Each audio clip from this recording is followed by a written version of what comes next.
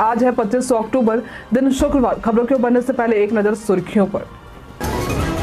10वीं 12वीं के लिए सेंटअप परीक्षा की डेट शीट जारी। 19 से 22 के बीच मैट्रिक और 11 से 18 नवंबर के बीच 12वीं की होगी परीक्षा।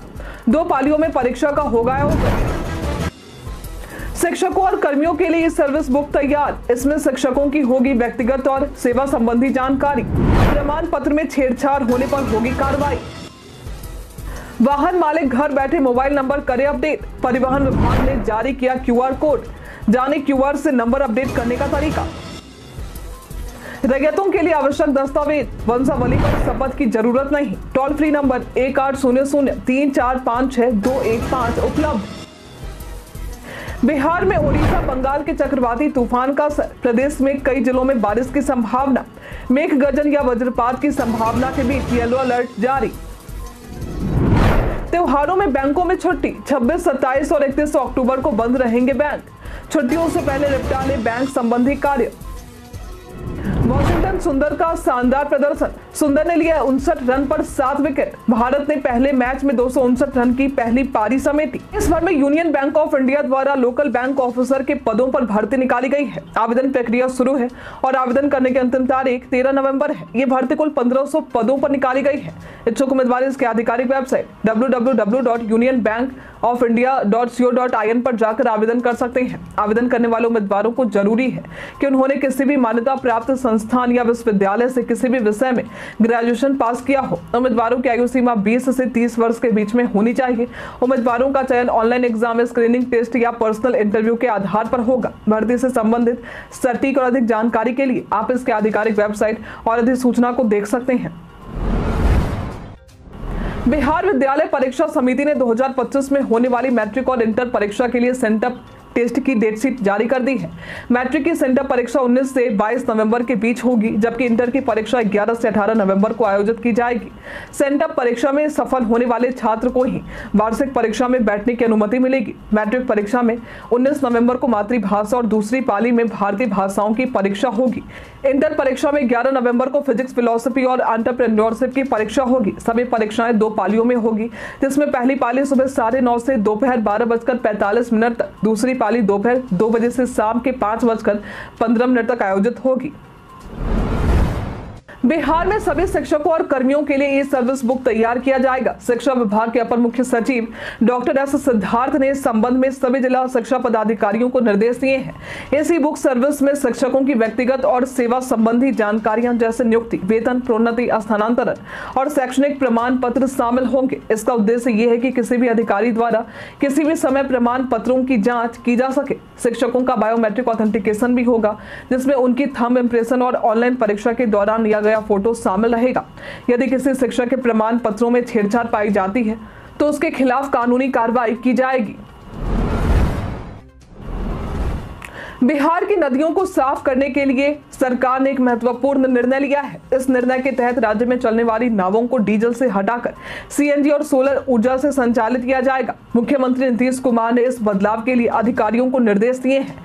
डीजल से चलने वाली नावें जल और वायु प्रदूषण का कारण बनती है, जिससे जलीय जीवों को नुकसान होता है और कार्बन उत्सर्जन बढ़ता है। केंद्र सरकार ने सभी राज्यों को हरित नौका योजना लागू करने के निर्देश दिए हैं, जिसे बिहार में भी लागू किया जाएगा।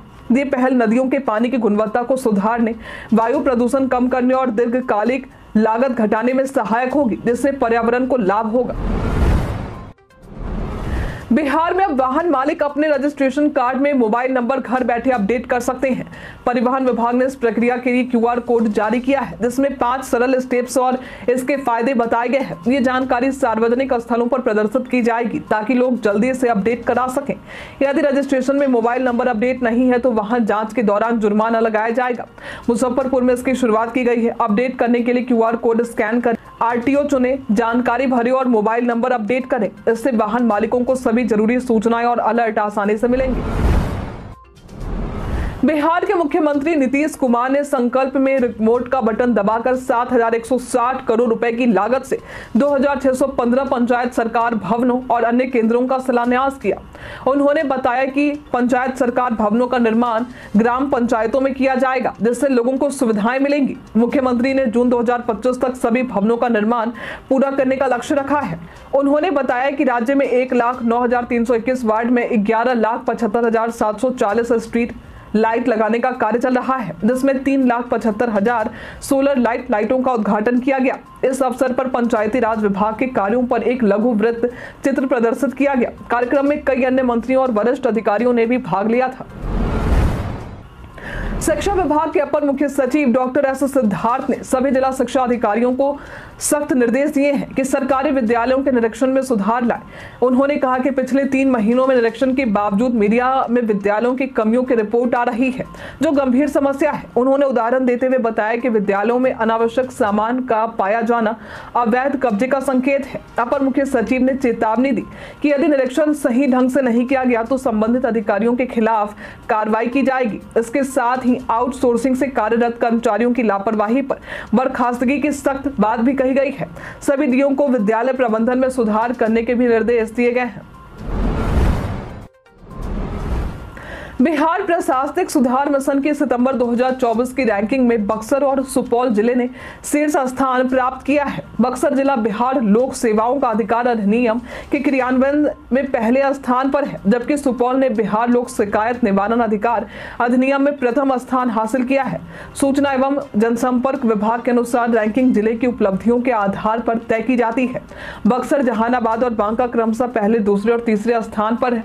यह अधिनियम नागरिकों को समय पर सेवाएं और पारदर्शिता के साथ अधिकार देता है। बिहार देश का पहला राज्य है जहां लोक शिकायत निवारण का यह अधिकार लागू है। बिहार में जमीन सर्वे के दौरान संबंधित जमीन मालिक की उपस्थिति अनिवार्य नहीं है। हालांकि किसी की मौजूदगी से सर्वे कर्मियों को भूखंड पहचानने में मदद कर सकती है। रैयतों को कुछ आवश्यक दस्तावेज प्रस्तुत करने होंगे, जैसे स्वघोषणा प्रपत्र 2 और खतियान रैयत या जमाबंदी रैयत के लिए प्रपत्र 3(1) में वंशावली तैयार कर अपलोड करना। यदि जमीन क्रय, बदलैन या दान की है तो दस्तावेज की फोटो प्रदान करनी होगी। अगर किसी में कोर्ट का आदेश है तो कोर्ट के आदेश को भी फोटो संलग्न करनी होगी। बंदोबस्त भूमि या भूदान प्रमाण पत्र की फोटो भी जरूरी है। वंशावली पर कार्यपालक दंडाधिकारी या नोटरी पब्लिक के समक्ष शपथ देना जरूरी नहीं है और ग्राम पंचायत के प्रतिनिधि का हस्ताक्षर भी जरूरी नहीं है।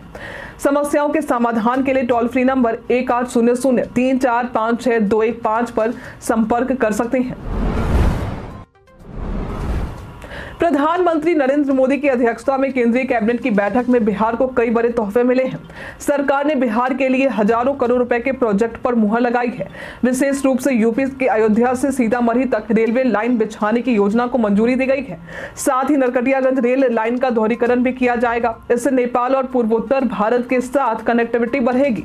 इन प्रोजेक्ट्स को अगले 4 सालों में पूरा करने का लक्ष्य है, जो आगामी लोकसभा चुनाव से पहले होंगे। केंद्रीय रेल मंत्री अश्विनी वैष्णव के अनुसार पूर्वी और पश्चिमी चंपारण को भी महत्वपूर्ण लाभ मिलेगा। साथ ही मुजफ्फरपुर जिले को भी लाभ मिलेगा। कुल 4,553 करोड़ रुपए की बजट में ये परियोजनाएं लागू होंगी। नालंदा जिले के राजगीर में एशियन महिला हॉकी चैंपियनशिप ट्रॉफी 2024 की तैयारियां तेजी से चल रही हैं। 11 से 20 नवंबर तक होने वाली इस प्रतियोगिता में एशिया की 6 प्रमुख टीमें भारत, चीन, मलेशिया, जापान और दक्षिण कोरिया व थाईलैंड शामिल होंगे। जिलाधिकारी शशांक शुभांकर के नेतृत्व में शहर को अंतर्राष्ट्रीय मानकों के अनुसार सजाया जा रहा है। लोक स्वास्थ्य अभियंत्रण विभाग जल टंकियों और बाउंड्री वॉल का सौंदर्यीकरण कर रहे हैं। यह आयोजन न केवल बिहार के लिए गर्व का अवसर है, बल्कि राजगीर के पर्यटन को भी बढ़ावा देगा। जिलाधिकारी ने कहा है कि हमारा लक्ष्य अंतर्राष्ट्रीय स्तर की सुविधाएं प्रदान करना है, जिससे बिहार खेल मानचित्र पर अपनी पहचान बना सके। शिक्षा विभाग ने राज्य में संचालित निजी विश्वविद्यालयों को महत्वपूर्ण निर्देश दिए हैं। विभाग के अनुसार विश्वविद्यालयों को कुल नामांकित विद्यार्थियों में से 25% को फीस में छूट प्रदान करनी होगी। ये छूट अनुसूचित जाति, अनुसूचित जनजाति और अन्य पिछड़ा वर्ग आर्थिक रूप से पिछड़े वर्ग और महिलाओं के लिए निर्धारित किए गए हैं। बैठक में ये भी निर्णय लिया गया है कि 25% विद्यार्थियों में से 20% को फीस में पूर्ण छूट दी जाएगी, जबकि शेष छात्रों को 25 और 50% की छूट दी जाएगी। इसके अलावा निजी विश्वविद्यालयों को अपनी गतिविधियों से संबंधित रिपोर्ट शिक्षा विभाग को सौंपने और समर्थ पोर्टल को लागू करने का निर्देश भी दिया गया है। साथ ही विद्यार्थियों के प्रमाण पत्रों को नेशनल एकेडमिक डिपॉजिटरी में अपलोड करने के लिए भी कहा गया है। सर्दियों के मौसम की शुरुआत हो चुकी है। ठंडे में सबसे मुश्किल होता है ठंडे पानी से नहाना, लेकिन इन दिनों अमेज़न पर ग्रेट इंडियन फेस्टिवल सेल चल रहे हैं, जहां आप महज 3 से 5 हजार रुपए तक के अंदर में एक से एक ब्रांडेड गीजर खरीद सकते हैं। ठंडे में गर्म पानी से नहाने का मजा ही अलग होता है। इन गीजरों में क्रॉम्पटन ग्रेस 5 लीटर जो 3,499 रुपए में है और प्रीमियम लुक व एलईडी इंडिकेटर के साथ आता है। दूसरा है ओरिएंट इलेक्ट्रिक कोरा रैपिड प्रो जो 59% छूट पर 3,299 रुपए में मिल जाएगा और रस्ट प्रूफ और 5.9 लीटर क्षमता के साथ आता है। अब है एओ स्मिथ EWS 5 जो 38% छूट पर 3,999 रुपए में शॉक प्रूफ और 5 लेवल सेफ्टी के साथ मिल जाएगा। वी गार्ड जियो जो 48% छूट पर 3,299 रुपए में है।